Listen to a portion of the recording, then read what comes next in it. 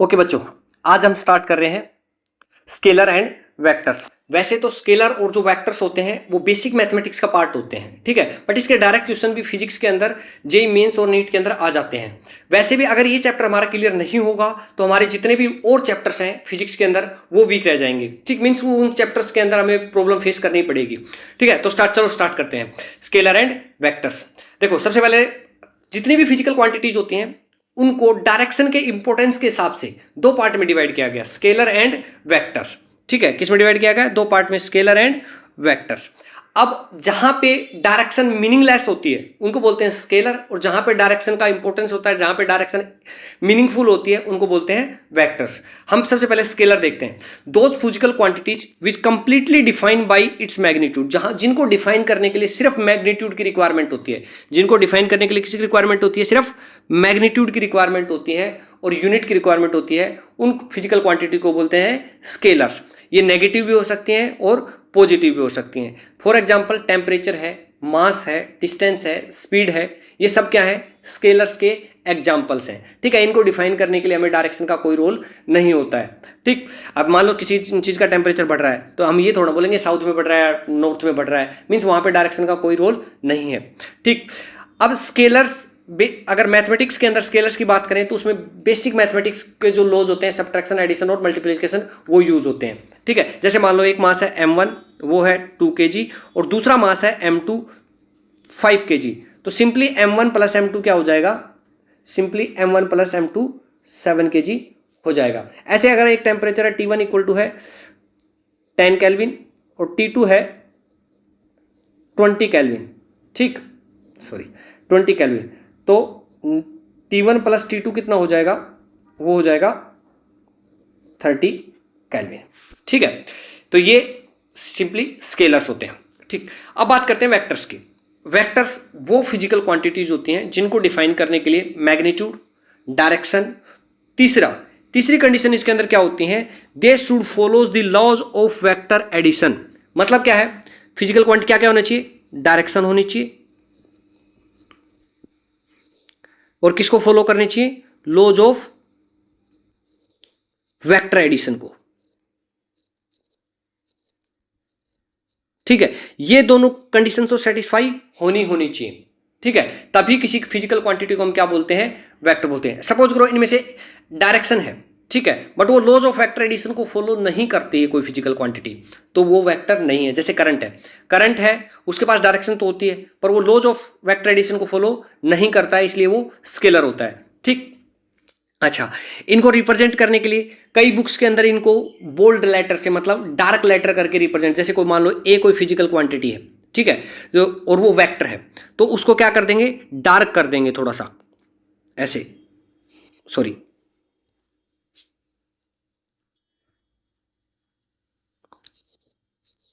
बिल्कुल थोड़ा सा मोटे अक्षरों में डार्क करके लिख देंगे, तो ठीक।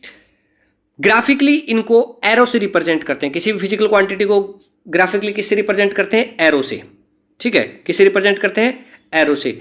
जो टेल होती है वो होता है इनिशियल पॉइंट ऑफ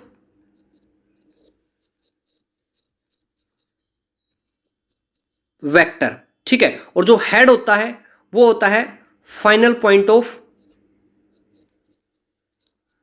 वेक्टर, ठीक है। इनिशियल पॉइंट जहां से वेक्टर स्टार्ट हो रहा है, फाइनल पॉइंट हेड जहां पे होगा वो क्या है? फाइनल पॉइंट है वेक्टर का, ठीक है। जो लेंथ होती है एरो की, जो लेंथ होती है एरो की, वो रिप्रेजेंट करती है मैग्नीट्यूड वेक्टर की। क्या रिप्रेजेंट करती है? वेक्टर की मैग्नीट्यूड को रिप्रेजेंट करती है। लेंथ, जितने ज्यादा लेंथ होगी वेक्टर की उतनी ही ज्यादा मैग्नीट्यूड होगी वेक्टर की, ठीक है। एरो क्या देता है? एरो जो हेड रहता है वो क्या देता है? डायरेक्शन को। क्या देता है? डायरेक्शन को, ठीक है। अगर मान लो ए वेक्टर है, ए वेक्टर को हम क्या बोलेंगे? ए वेक्टर, ठीक है। जैसे ऐसे कोई लिखा गया है तो उसको हम क्या बोलेंगे? ए वेक्टर, ठीक है, वही लिख रखा है, ठीक। किसी भी वेक्टर की मैग्नीट्यूड को रिप्रेजेंट करने के लिए सिंपली उसका मोड का साइन लगा देते हैं। जैसे बी वेक्टर है तो बी वेक्टर के मैग्नीट्यूड को साइन लगेगी, तो ये क्या हो जाएगी? मैग्नीट्यूड ऑफ बी वेक्टर, ठीक है। मैग्नीट्यूड किसी भी वेक्टर क्वांटिटी की नेगेटिव नहीं हो सकती। जैसे सपोज करो मेरे पास ये कोई ब्लॉक है, ठीक है, मैंने इसके ऊपर 15 न्यूटन फोर्स ऐसे लगाया और 15 न्यूटन फोर्स ऐसे लगाया। ये फोर्स मान लो F1 है और ये फोर्स मान लो F2 है। ठीक है, मैं F1 को कैसे लिखूंगा? F1 वेक्टर होगा 15 न्यूटन। ठीक है, F2 वेक्टर क्या होगा? F2 होगा 15 न्यूटन। बट क्या होगा? F1 वेक्टर क्या है? F1 वेक्टर है माइनस F2 वेक्टर के बराबर। क्या है? F1 वेक्टर जो है वो क्या है? माइनस F2 वेक्टर के बराबर। क्योंकि देख दोनों की मैग्नीट्यूड सेम है बट डायरेक्शन में ऑपोजिट है। जो माइनस साइन है यहाँ पे, जो माइनस साइन है, मैं इसको ऐसे भी लिख सकता हूं, F2 vector equal to minus 15 newton. ठीक है, तो ये जो माइनस साइन है, माइनस साइन यहां पे डायरेक्शन को रिप्रेजेंट कर रहा है। ठीक है, किसको रिप्रेजेंट कर रहा है? डायरेक्शन को। ये बता रहा है कि जो F2 वेक्टर है वो F1 वेक्टर के ऑपोजिट साइन में, ऑपोजिट साइड में है। ठीक है, यहां पे हम ये नहीं कह सकते कि F1 जो है, F1 vector magnitude is greater than F2 vector, ये गलत हो जाएगा। ठीक है, मैग्नीट्यूड दोनों की सेम है, सिर्फ डायरेक्शन ऑपोजिट है। ठीक, अच्छा भाई, अब वेक्टर्स का थोड़ा जैसे देख लेते हैं किस टाइप के वेक्टर्स होते हैं। इक्वल कब कहेंगे कोई वेक्टर इक्वल है? Equality of vector. कब कहेंगे कि कोई वेक्टर क्या है? इक्वल। तो वेक्टर का इक्वल होने के लिए 3 कंडीशन। पहला, सेम फिजिकल क्वांटिटीज होनी चाहिए, मतलब कोई भी वेक्टर सेम फिजिकल क्वांटिटी को रिप्रेजेंट, 2 वेक्टर हैं तो वो सेम फिजिकल क्वांटिटी को रिप्रेजेंट कर रहे हैं। दूसरी कंडीशन, सेम मैग्नीट्यूड होना चाहिए। तीसरी कंडीशन, डायरेक्शन सेम होना चाहिए। क्या क्या सेम होना चाहिए? सेम फिजिकल क्वांटिटी, ठीक, same magnitude and same direction. तभी कहेंगे कि वेक्टर्स क्या है? इक्वल है। अगर मान लो ए वेक्टर और बी वेक्टर दोनों इक्वल हैं तो दोनों की मैग्नीट्यूड सेम होगी, डायरेक्शन सेम होगी, ठीक है, और सेम फिजिकल क्वांटिटी को रिप्रेजेंट करेंगे। ये नहीं है कि डिस्प्लेसमेंट को हम वेलोसिटी वेक्टर के बराबर रख सकते हैं या फोर्स वेक्टर को हम मोमेंटम के बराबर रख सकते हैं। ठीक है, फोर्स वेक्टर के ही बराबर हो सकता है और डिस्प्लेसमेंट वेक्टर के ही बराबर हो सकता है। ठीक है, तो same physical quantity, same direction and same magnitude, तो क्या कहेंगे? वेक्टर्स क्या है? इक्वल है। ठीक है, पैरेलल वेक्टर के लिए सिंपली है, 2 वेक्टर्स के बीच डायरेक्शन क्या होनी चाहिए? सेम। ठीक है, तो उनको क्या बोल देंगे? पैरेलल वेक्टर्स बोल देंगे। या फिर दोनों के बीच में एंगल क्या होना चाहिए? 0। ठीक, दूसरी इसके अंदर एक इंपॉर्टेंट बात, अगर किसी भी वेक्टर को तुम रोटेट कर देते हो 2n पाई से, किसी वेक्टर को तुम रोटेट करते हो किससे? 2n पाई से, ठीक है, तो उसकी डायरेक्शन चेंज नहीं होगी। ठीक है, 2n पाई का मतलब 2 पाई, 4 पाई, 6 पाई। ठीक है, ऐसे 2n पाई से अगर तुम n क्या है यहाँ पे? n है यहाँ पे 1 2 3 एंड सोन या 0। ठीक है, 0 1 2 3 एंड सोन। ठीक है, तो इतना अगर किसी वेक्टर को रोटेट करते हो तो उसकी डायरेक्शन चेंज नहीं होगी और वो वेक्टर चेंज नहीं होगा। ठीक, ये पैरेलल वेक्टर दोबारा आगे। अच्छा भाई, पैरेलल वेक्टर्स के बीच में एंगल कितना होता है? 0 होता है। पैरेलल वेक्टर यहाँ पे देखो, ये अगर C और D, ये मान लो C वेक्टर है और ये D वेक्टर, अगर ये दोनों पैरेलल हैं तो इनके बीच में एंगल कितना होगा? 0 डिग्री का होगा। ये मत सोचना कि एंगल लेकर आ गया, ये सिर्फ दिखाने के लिए क्या है कि भाई एंगल इनके बीच में 0 डिग्री होगा, ये रिप्रेजेंटेशन। एंटी पैरेलल वेक्टर्स की अगर हम बात करें तो सिर्फ क्या है? डायरेक्शन क्या होना चाहिए? ऑपोजिट होनी चाहिए। उनको क्या बोलेंगे? Anti parallel vector. ठीक है, तो उनके बीच में एंगल कितना होगा? अगर मान लो एक ए वेक्टर है और एक बी वेक्टर है, ये दोनों एंटी पैरेलल वेक्टर्स हैं, तो इनके बीच में जो एंगल होगा वो कितना होगा? 180 डिग्री। कितना होगा? 180 डिग्री। ठीक है, ये मान लो ए वेक्टर और ये क्या मान लो? B vector. अगर ये दोनों एक दूसरे के ऑपोजिट हैं, एंटी पैरेलल हैं, तो क्या होगा? 180 डिग्री का एंगल दोनों के बीच में होगा। और किसी भी एंगल को, किसी भी वेक्टर को अगर तुम रोटेट कर देते हो n पाई से, ठीक है, रोटेट कर देते हो n पाई से, ठीक है, सॉरी n पाई नहीं,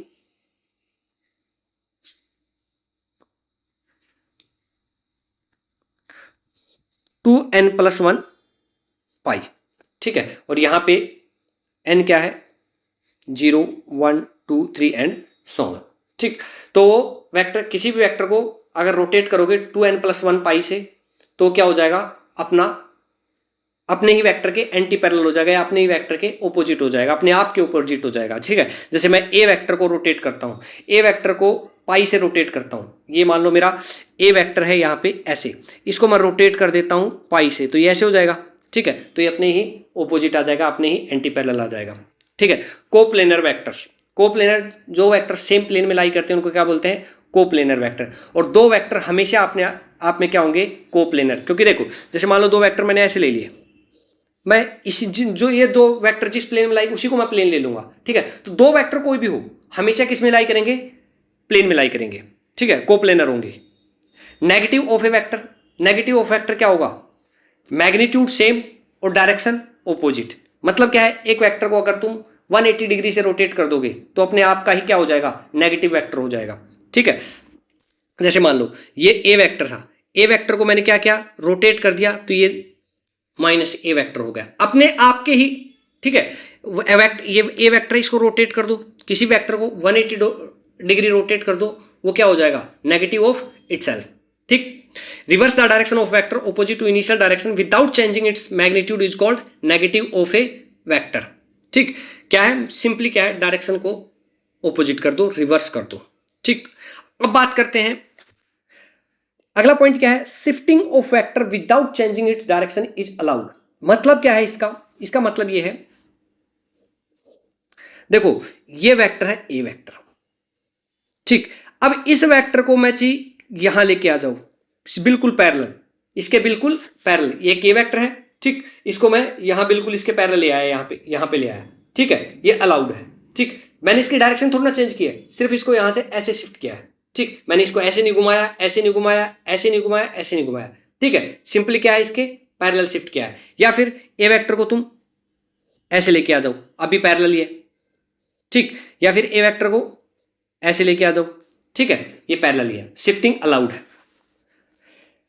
angle between vectors, two vectors, angle दो वेक्टर्स के बीच में एंगल क्या होता है, या देखो एंगल निकालने के लिए अगर कोई भी दो वेक्टर दे रखा है तुम्हें, तो उनकी या तो तुम टेल पे टेल लेके आओ या फिर हेड पे हेड लेके आओ। जैसे मान लो यहां पे दो वेक्टर से ए वेक्टर और बी वेक्टर, ठीक है, ये बी वेक्टर और ये ए वेक्टर, इन दोनों को हमने क्या किया, टेल पे टेल लेके आए, तो ये थीटा क्या है, एंगल बिटवीन वेक्टर, ठीक है। या फिर क्या क्या, मान लो एक सी वेक्टर ऐसे है, ठीक, और ये है डी वेक्टर, तो दोनों के हेड पे हेड लेके आए, तो फाई क्या हो जाएगा, एंगल बिटवीन वेक्टर्स, ठीक है। कौन सा एंगल, स्मॉलर एंगल। एक एंगल ये भी है, देखो ये भी तो एंगल ही है ए वेक्टर और बी वेक्टर के अंदर लिखा हुआ है, smallest angle made when their tail to tail coincide या फिर हेड टू हेड कोइंसाइड, ठीक है। एंगल बिटवीन टू वेक्टर्स को डिफाइन करने के लिए या तो टेल पे टेल कोइंसाइड करनी चाहिए या फिर हेड टू हेड कोइंसाइड करनी चाहिए, तो उनके बीच में उस टाइम जो एंगल होगा, smallest angle, that is known as angle between vectors, ठीक है। और एंगल बिटवीन वेक्टर्स हमेशा लाई करेगा 0 डिग्री से लेकर 180 डिग्री के बीच में, ठीक है। ये क्या लाई करेगा, हमेशा 0 से लेकर 180 डिग्री के बीच में होगा, ठीक है, 0 से। अच्छा भाई अगला देखते हैं, क्वेश्चन है फाइंड एंगल बिटवीन वेक्टर्स। ये हमें कोई शेप दी हुई है, ए वेक्टर, बी वेक्टर और सी वेक्टर दे रखे हैं, ठीक है। एंगल निकालना है, सबसे पहले हम निकालते हैं ए वेक्टर एंड सी वेक्टर के बीच में। देखो ए वेक्टर और सी वेक्टर दोनों की कोइंसाइड कर रही है टेल टू टेल कोइंसाइड कर रही है, तो जो स्मॉलेस्ट एंगल होगा वही दोनों के बीच में एंगल होगा, तो यहां पे एंगल क्या हो जाएगा, ए वेक्टर और सी वेक्टर के बीच में एंगल 30 डिग्री। चलो ए और बी के बीच में देखते हैं। अब ए वेक्टर और बी वेक्टर, बी वेक्टर की टेल ए वेक्टर के हेड पे लाई करती है, हम क्या करेंगे, इसको शिफ्ट करेंगे पैरेलली, ठीक है। क्या करेंगे, शिफ्ट करेंगे पैरेलली, ये ए वेक्टर और ये क्या हो जाएगा, बिल्कुल parallelly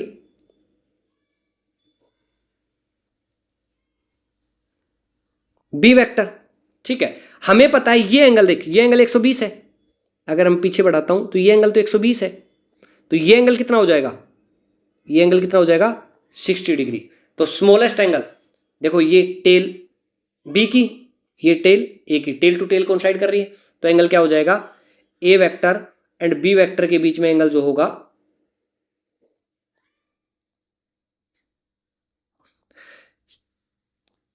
A vector and B vector के बीच में जो एंगल होगा वो क्या होगा 60 डिग्री। अब बच गए कौन कौन से, बी और सी। बी और सी का हेड टू हेड कोइंसाइड कर रहा है। क्या कर रहा है? हेड टू हेड कोइंसाइड कर रहा है। तो ये डेफिनेशन में ही है कि अगर टेल टू टेल कोइंसाइड करे या हेड टू हेड कोइंसाइड करे तो जो स्मॉलेस्ट एंगल होगा, ठीक है, वो क्या होगा? Angle between vectors.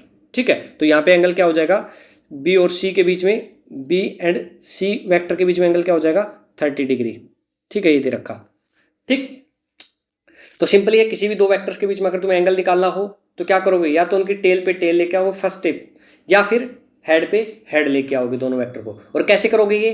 किसी भी वेक्टर को पैरेलली शिफ्ट करना अलाउड है। ठीक है, तो पैरेलली शिफ्ट कर लेना उसको। अच्छा भाई, जो स्मॉलेस्ट एंगल होगा वही उनके बीच में एंगल होगा। अगला पॉइंट